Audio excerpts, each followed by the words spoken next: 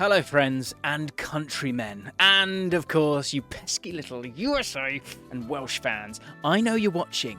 Oh, let's get the inside track from Jimmy Allcott, and then we can pass it on to our managers, and then they'll know what to do when they play. Nah, don't worry about it, countrymen, because it's coming home. Why not? I jinx everything. Let's just show positive from day one. It's coming home. England are going to win the World Cup. Why the hell not? In this video, we will preview England versus Iran, and we will give a couple of options in terms of lineups, and I want you guys to watch that because I want to know how you feel about these lineups and which way will ensure that England start with 3 points, because Southgate needs to start well here. Fans of the USA and Wales, as I do know that there are a lot of you that watch the channel, which I love, so let's not fall out. But there is going to be a USA versus Wales preview, and I will be previewing all of England's games. If you don't know by now, I will be in Qatar and I will be at that England game. So if I can go live, I may well do so. The Fallout, of course, will return as well during the World Cup for all of England's games, and I want you guys to be involved. I'm hoping to live stream out there. So as I said, get involved, hit the subscribe button, hit the notification bell, and you can be a part of this. So how can England make an impact, make a statement in terms of the football in this game? Because let's remember, England didn't concede from open play at Euro 2020. Okay, this is a good team. They got to a final. They got to a semi-final. So what is the key to England starting positively? Is the key a back three? Is there more benefits in attack by playing a back three? Or should he move to a back four for this game against Iran, who of course are the heavy underdogs? As well as that, Iran have some tricks up their sleeve and they might be stronger in attack than you think. So let's talk about England's priority fix. So far, 2022 hasn't been a good one for England. They didn't win a game in the Nations League, and their last competitive win was a year ago against San Marino. Is that the World Cup calling? The defence is a bit of a concern, though, because England conceded 10 goals in 6 Nations League matches, with 3 in their last match against Germany, you'll all remember. Something that isn't mentioned about England's Euro 2020 campaign is what I said at the start of this video. It's the fact that they didn't concede from open play in the whole tournament. Think about it. You've got the game against Denmark. It was a Damsgaard free kick. An absolute belter of free kick, and then that scrappy corner in the final. They were the only goals conceded. So how do England get back to that form? Because if you're not conceding, at the very least, you're getting to penalties when it gets to the knockout stage. Again, I get this is negative, this is defensive, possibly even boring, but it's effective. So let's have a look at this Euro 2020 setup and the Bellingham problem, possibly. Or, you know, if he is capable of doing both, then you have actually more weaponry in your arsenal with Bellingham. England relied on their midfield partnership of Rice and Phillips at the Euros, but it seemed obvious that Bellingham would replace Phillips a year and a half later at this World Cup.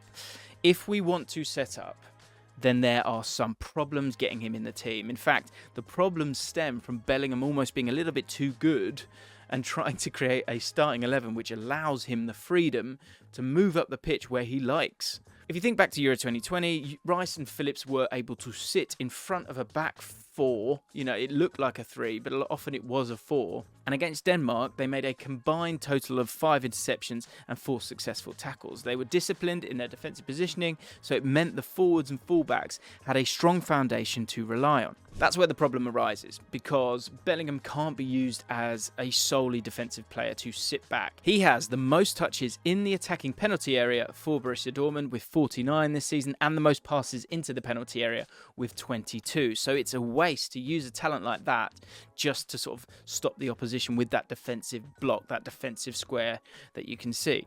On the face of it, a back 3 seems defensive. I get that. But with Bellingham getting the freedom to push on an attack into the attacking third, it could benefit England more than using a back 4. It's a drum that I'm going to repeatedly talk about. Where you are putting a lineup when they put out the teams at the start of the game, that doesn't have to be where you end up. And I think that's where we can have flexibility at times. Let's talk about the case for a back 4.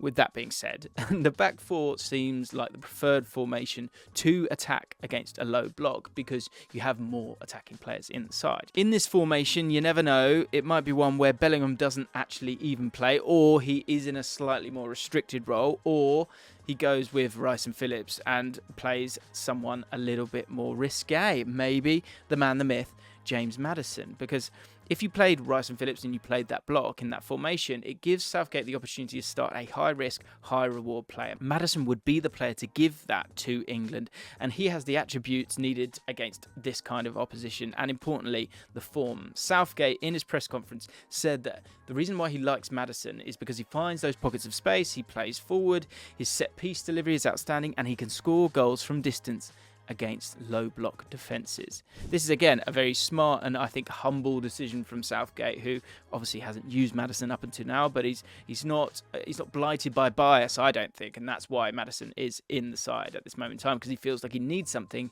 to deal with that low block of Iran. Maddison's role has changed slightly on the right wing for Leicester. He's getting on the ball so much more, and this is due to him dropping that little bit deeper at times to get on the ball. Last season he averaged 48.5 touches per 90, whereas this season it's 57.8. On top of that, his passes into the final third have significantly increased from 3 per 90 to 5.8.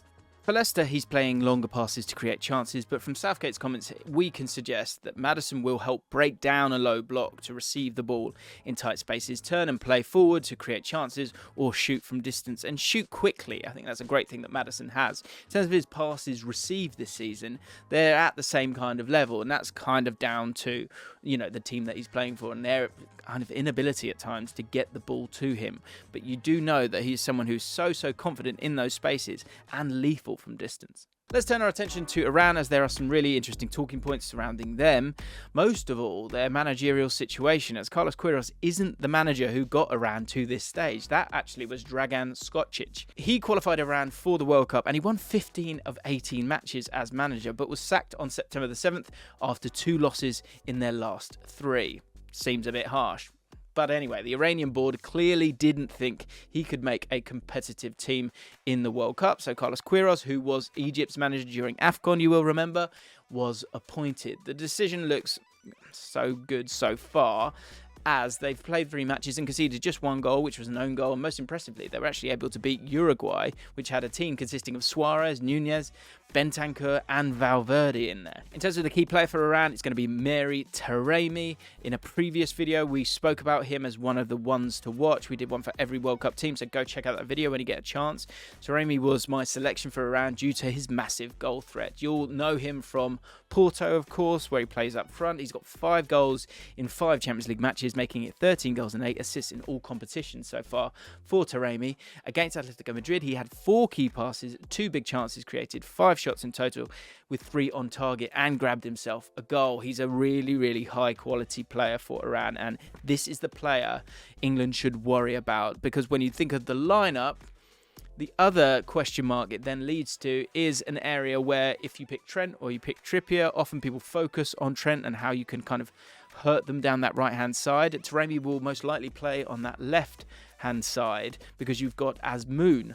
Azmoun is a really important player for Iran up top. He's the Iranian Messi, as they call him, and he has scored 41 goals in 65 matches for Iran. So a really important player for a team that's going to need to take their chances. So, as I say, it will mean that Azmoun will play as the striker, with Taremi on the left, which is where he's previously played for Iran. It's a team that England should be able to score goals against, but the strength of their team comes in attack, which is slightly counterintuitive because they're a team that's not going to have a lot of the ball, but if they can get it to those players, Taremi and Azmoun, in the right areas, they might stand a chance. And of course, Taremi can be a huge threat from set pieces as well. Right, England's lineup. Let's dive into this. And I want you guys to let me know how you feel about it. I'm going to give you 2 lineups. Which one is the correct one? Let me know in the comments down below. First of all, this is the back 3. And there's, do you know what, I've got to be honest, there's a couple of ways you can do this. And one that I do wonder if he will do is not this one, if I'm honest. So you've got, if you think of Dyer, Cody and Maguire, Dyer is the best option as he's got the experience over Cody and he's playing more than Maguire and generally is in good confidence. Ben White has played as a right centre-back for Brighton, so this should be comfortable for him. Of course, the question is as well, someone like Kyle Walker, do you use him? And also, where is the best place for Ben White? Would Ben White actually, despite not playing there for Arsenal, would he be the best option as the left-sided centre-back? For someone as technical technically gifted as he is, I think that is an option. But when we're talking about Taremi as well, I like Ben White on that right-hand side, especially if Kyle Walker isn't available, because with Taremi working down that left-hand side to deal with his physicality, if you do play a back three, Ben White can deal with him. Shaw is a guaranteed starter. Trippier is currently playing better than Trent and is a leader on the pitch. He'll bring a lot of creativity into the team, which is needed, of course, in this formation. And then you've got Rice and Bellingham in the midfield for reasons we explained earlier. Bellingham should get the freedom to attack, and the conservative nature of Iran would mean that Rice should be able to deal with everything else that comes his way if Bellingham is caught in possession or caught high up the pitch and Iran start to counter-attack.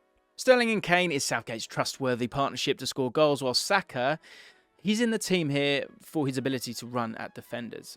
Again, so many options when it comes to those forward positions.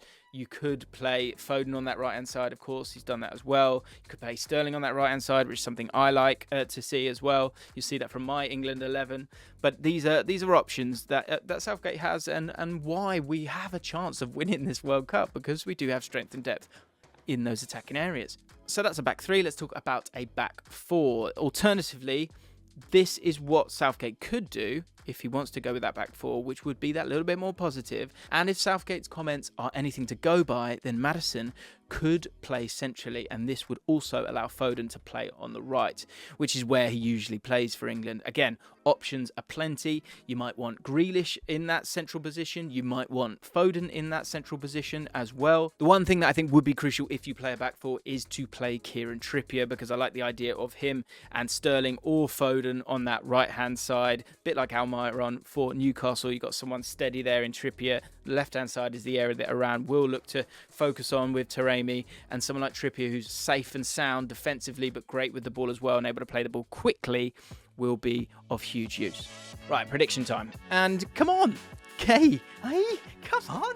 Yeah, dust it off. Do you know what I mean? Shake it off a little bit, guys, and let's show some bloody positivity, shall we? 3-0 to England, okay? Which formation should he go for? Back four or the back three? Let me know in the comments down below. Personally, for this game specifically, I'd love to see this back four. I'd love to see us just slap them up, but Gareth will probably be careful. He won't want to lose that first game. That is the be-all and end-all, I think, for Gareth when it comes to getting out this group, because it's about progression. And this is a team that has chemistry, has been together for a while now, and wants to go places. So I'd love to see that statement victory straight off the bat against an Iran team that we should be beating, even though they have been a sticky customer for the likes of Uruguay, who could do bits in this tournament as well. What do you guys think? Let me know in the comments down below. I'm going to be at the game. Make sure you don't miss my match reaction coming straight after the game from the stadium if I can film it there, but if not, certainly from Qatar. Hit the notification bell as well. We're going to be doing so much stuff during this World Cup, and I want you to be a part of it. Thanks for watching. See you next time.